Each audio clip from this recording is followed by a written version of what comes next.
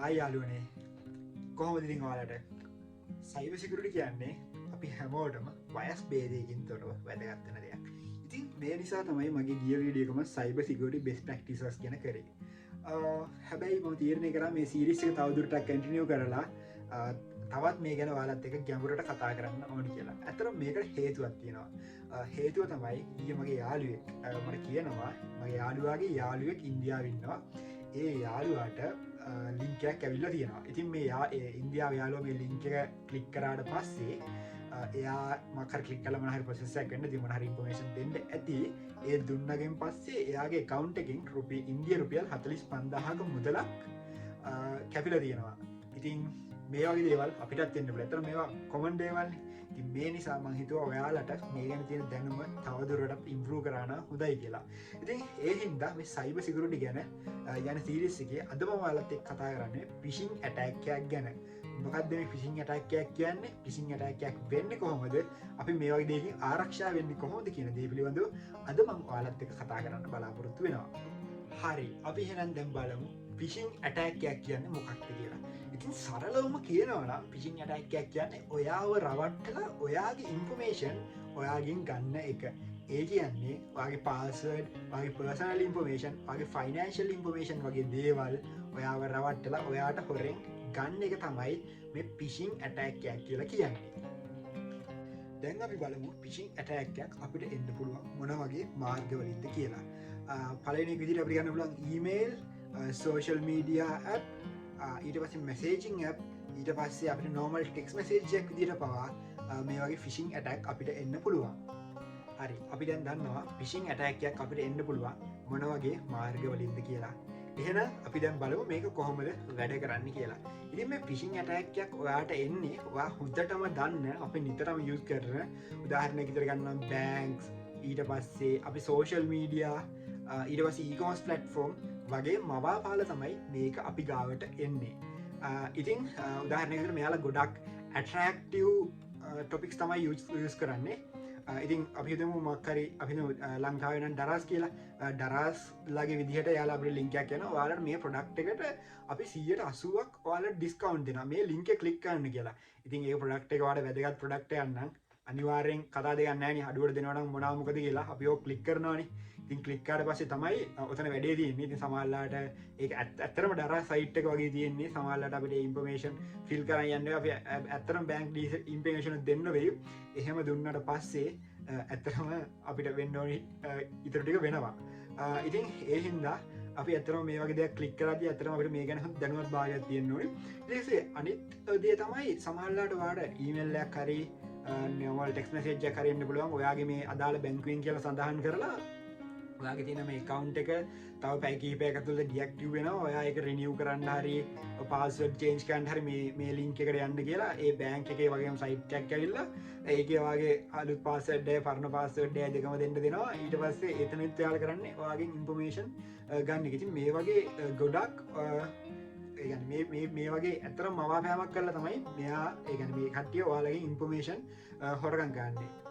හරි, එහෙනම් අපි ඊළඟට බලමු ප්‍රැක්ටිකල් එක්සාම්පල් එකක්. මේ Facebook ලොගින් එක තමයි මම මේකට පාවිච්චි කරන්නේ. ඉතින් මේ තියෙන්නේ ඔරිජිනල් Facebook URL එක. ඒ කියන්නේ එතකොට මේ තියෙන ඔරිජිනල් Facebook page එක කියලා අපිට කියන්න පුළුවන්. ඊට පස්සේ ඔයාලට පේනවා ඉතින් මෙන්න මේ link එක. එතකොට මෙන්න මේකට මේ tab එකට ගියාට පස්සේ මේකේ තියෙන්නේ මේ Facebook එක වගේම තමයි. හැබැයි ඔයාලට පේනවා ඉතින් මෙන්න මේක මේ URL එක ටිකක් වෙනස්. අතන මේක නම් මම මේ testing purpose වලට හදාගත්ත එකක්. ඔයා මෙන්න මේ නිල් පාටින් highlight කරලා තියෙන කැලල අමතක කරන්න. ඔයා හිතන්න ඔයාට එන Facebook ඒ අදාළ domain එක තියෙන මෙන්න මේ කැලල කියලා. ඉතින් හරි, අපි දැන් මෙහෙම බලමු.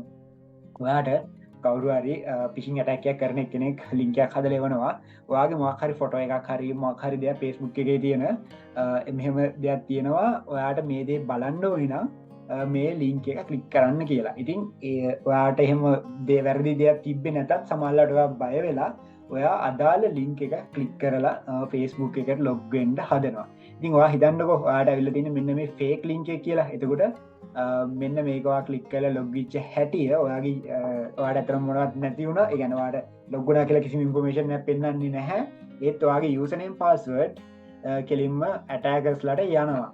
ඉතින් එහෙම ගියාට පස්සේ යාලට පුළුවන් වගේ එකකවන්ට ක්සස් කන්න ඇතරම ෆක්ට ෝතන්ටිකේෂන් දාලා තින මේක ප්‍රශ්නයක් නැහැ නැත්තං අනිවාරෙන් යාලට පුළුවන් වෙනවා වගේ ෆේස්බුක් එකට ලොග් වෙන්න ඉතින් ඔයා හිතන්න මේ තියෙන්නේ අපේ ඔරිජිනල් ෆේස්බුක් එකේ ඩොමේන් එක එතකොට මේක මේ නමයි එතකට මේ නමයි අතර ඇතරම ලොකු වෙනසක් අපිට පේන්න හැබැයි මේ මම ටෙම්පරි හදාගත්තගේ නම මන් දාලා තියෙන එකක් ඕ අකුරක් අඩුවේ ඉතින් අපිට මට වල කියන්න ඕනේ අපිට ගොඩක් ඔය ෆිෂිං ඇටක් කෙන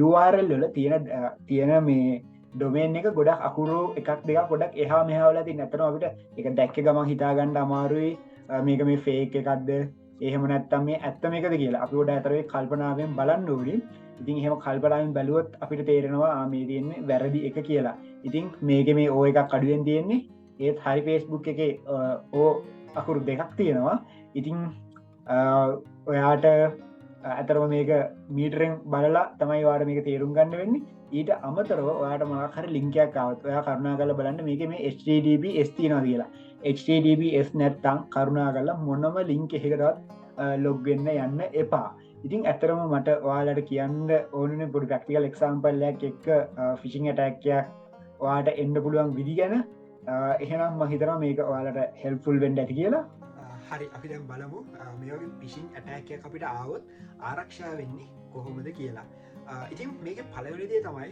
ඇතරවාඩය කල්පනාවෙන් ඉන්න ඕනි අපි හිතම අපිට මනහර ඉමේල්ල කෙනගේ අපිට ගොඩක් කියලාට අපිට ඉබේලි 190ක් මෙන්නේ ඇත්තරම අපි දන්නේවනි අපිට මොනහරි සම්බන්ධයක් තියෙනවනි ඇතර එහෙම සම්බන්ධයක් නැති දෙයක් අපිට එනවනම් ඒක මොනා රත්තරන් එකන් රත්තරන් දෙන්නම් කිව්වත් මේක මේ කලික් ඕපන් කරපු ගමන් අදාළ ලින්ක්වල්ට ගිහිල්ලා මේ කලබල වෙන්නේ නැතුව ඉස්ස පොට කල්පනාවෙන් බලන්න මොකද දන්න තැනකින් එනවා කියන්නේ අනිවාර්යම මක්කරි උබුලක් වෙන්න පුළුවන් ඉතින් ඇතරම පුළුවන් තරවා කල්පනාවෙන් ඉන්න තරමට වාට මේ වගේ ප්‍රශ්නවලට මුහුණ දෙන්න දින සම්භාවිතහවේ අනිවාර්යෙන්ම අඩු වෙනවා ඒද පුළුවන් තරම් කල්පනාවෙන් ඉන්න දෙවනික තමයි මොහරි සිස්ටම්මක් යස් කරන එක 2ෆක්ට ඕතන්ටිකේෂන් එක නේබල් කරන එක ඉතින් මේකට හේතුව තමයි වා හිතන්නකො ඇතන අප ඇතින් වැරදිවෙන්න පුළුවන් ඔය වැරදිලා හරි මොක්හර මේ වගේ රැවටිලා ඉන්පමේෂන් දුන්න කියලා හැබැයි මේ 2ෆක්ට ඕතන්ටිකේෂන් අනේබල් කරලා තියෙනවනම් ඒගොල්ල යුසනහම් පාසඩ් දීල ලොග්ගොනත්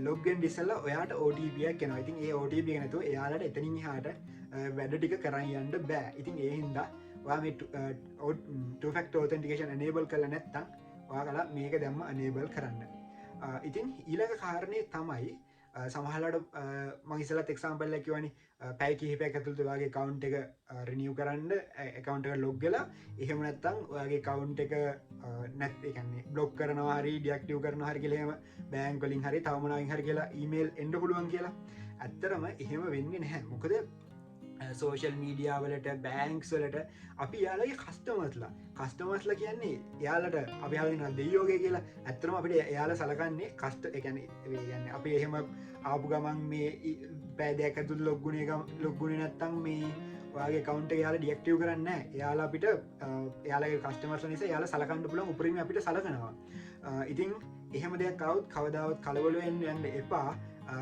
ඒම දෙයක් කෙනවට අනිවාරෙන් වාට මනහරම අත්‍යවශ තින සැකයක් තිනන අපි බෑන්කයක් නම් වාට පුළන්ගේ හොට්ලයින්නට කතා කරලා හන්ට මේමයි මෙහම දෙයක්මට ඇල්ල තියෙනවා මේක ඇත්තද මේ කියලා ඉතින් එහෙම නැතුව කලබලේ වැඩේ කරන්න යන්න බා කලබලේ වැඩේ කරන්න ගියොත් අනිවාරෙන්ම එතන ප්‍රශ්න ගොඩක් වෙන්න පුළුවන් ඉතින් බෑන්ක ඉන්ෆර්මේෂන් කෙලියට ගයාම දන්නවනි වෙන්න පුළුවන් දේවල් ඒහින්ද අපේ ඉන්ෆර්මේෂන් ආරක්ෂා කරගන්න අපිම දැනගන්න ඕනි ඉතින් ඊලකදේ තමයි අපි ගොඩක් සොෆ්ටස් යස් කරන උදාරන මොබයිල් ෆෝන් ගත්ත ෆෝන් එක තෝන තන සොෆ්ට ඉතින් මේ හැමදේම අප්ටු ඩේට් අපි තියාගන්න ඕනි ඉතින් ඒගන්නේ ගොඩක් කලාවට සොෆ්ටෑස්වල මනාරි විශෂගත් තියෙනවනම් ඒක පාවිච්චි කරලා ඇටෑකස්ලා ඒක ටරු වාලට මකර ඇටැක්යක් කන ට්‍රයිකන ඉතින් ඒහින් දවලට පුළුවන් වගේ තියන හම සොෆ්ටය ගම හැම දෙයක්ම ඔපරේටින් සිස්ටම් වගේ බ්‍රවසේ ගම අප්ටු ඩේට් තියා ගන්න ඇතරම වාට මේ ප්‍රශ්නය යම්තාක් දුරකට පාලනය කරන්න පුළ ම කියන්න 100ක් ආරක්ෂතය කියලා තිවාටටු 90ක් දක්වාත් යන්න පුළුවන් මේ වගේ දෙයක් මේ වගේ උපදිස්ටික වාලා ෆලෝ කරනවන එහෙම නැත්තන් ඇත්තරම අපි ඉන්න ලොකු අවධානමක එන හැම මැසේජ්ජකම්ම එන හැම ඊමේල්ලයක්ම කියරවත් කලික් කරන්න යන්න එපා හොඳට හොයන්න බලන්නේ නැතුව ඉතින් අපේ ඉන්ෆර්මේෂන් අපි ආරක්ෂා කරගමු. ඒක තව කාඩවත් කරන්න බැහැ. ඉතින් ඊළඟ දේ ඔයාලට කියන්න බැරි තව දෙයක් ඔයාලට පුළුවන් ඇන්ටිවයිරස් software එකක් use කරන්න. ඉතින් මොන හරි ඒ වගේ tool එකක් through ඔයාලට මේකට help එකක් ගන්න පුළුවන්. එහෙනම් අද මම කතා කරේ cyber attack වල එක කොටසක් වෙච්ච මේ phishing attack ගැන. එහෙනම් ඔයා හිතනවා මේ වීඩියෝ එක ඔයාලට වැදගත් වුණා කියලා like එකක් දාන්න. අපි subscribe කරලා නැත්නම් subscribe කරන්න අමතක කරන්න එපා. එහෙනම් හෙටත් මේ වගේම තවත් වැදගත් වීඩියෝ එකකින් අපි හම්බ වෙමු. එහෙනම් මම අදට ගිහිල්ලා එන්නම්.